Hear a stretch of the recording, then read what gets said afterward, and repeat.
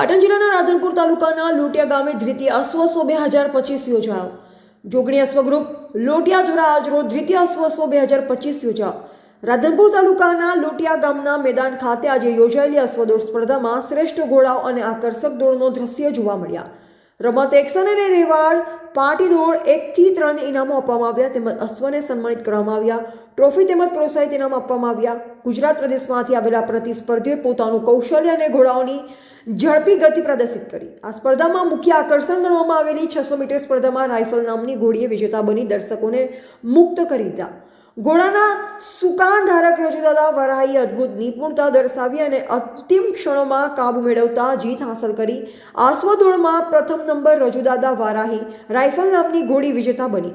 બીજા નંબરે મહેન્દ્રસિંહ કપલુપુર તેજલ નામની ઘોડી અને મુકેશસિંહ બચુસિંહ સોલંકી રાજવી નામની ઘોડી વિજેતા બની હતી. ત્રીજા નંબરે રજુદાદા વારાહીની મકુ નામની ઘોડીએ પ્રાપ્ત કર્યો અને ચોથા નંબરે લક્ષ્મણસિંહ રાણેરની ક્રિષ્ના ઘોડીએ પ્રાપ્ત કર્યો.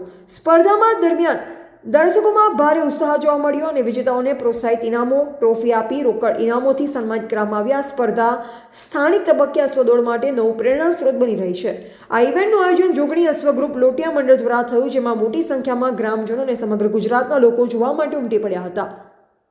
એજીપી ન્યૂઝ ઇન્ડિયા હંમેશા સત્યની સાથે.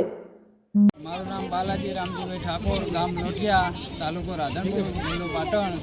અને અમે આજે 19/1/2025નું આયોજન લોટિયાની અંદર અશ્વ સ્પર્ધાનું કરેલ હતું. એની અંદર અમે અલગ અલગ વિવિધ પ્રકારના અશ્વોને બોલાવ્યા હતા અને અલગ અલગ પાટી દોડ, રમત, લેવાલ, ચોતાલો, એક્શન આવી વિવિધ પ્રકારની રાખી હતી સ્પર્ધાની અંદર.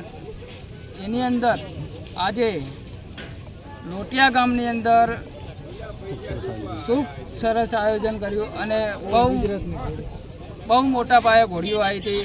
એક્શનની અંદર 25 ઘોડીઓ આવી હતી, ચોતાલાની અંદર 20 ઘોડીઓ આવી હતી, રમતની અંદર 25 ઘોડીઓ આવી હતી, અથવા પાટી દોડની અંદર મોટા પાયે ઘોડીઓ આવી હતી 30 થી 35 ઘોડીઓ. રેવાલની અંદર 20 ઘોડીઓ આવી હતી. આવું અમે આયોજન કર્યું હતું અને આવતી સાલ પણ અમારે આવું જ આયોજન કરવાનું છે.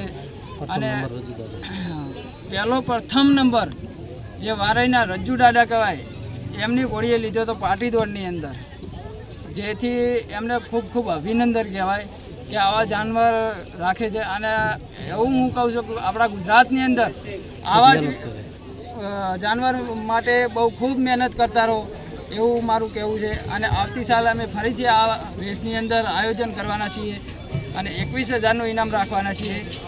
અને આવતીકાલને પરમ દિવસે 21 તારીખે વાવડીની અંદર શરત લાગેલી છે રજ્જુ દાદાના સિદ્ધાર્થસિંહ બાબરથી. એમનું કહેવું છે કે 11,000 રૂપિયા માતાજીના નામથી ત્યાં ઇનામ રાખ્યું છે વાવડીની અંદર.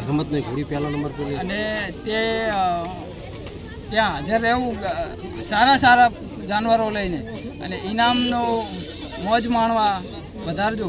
શું નામ તમારું? મારું નામ બાલાજી રામજીભાઈ ઠાકોર.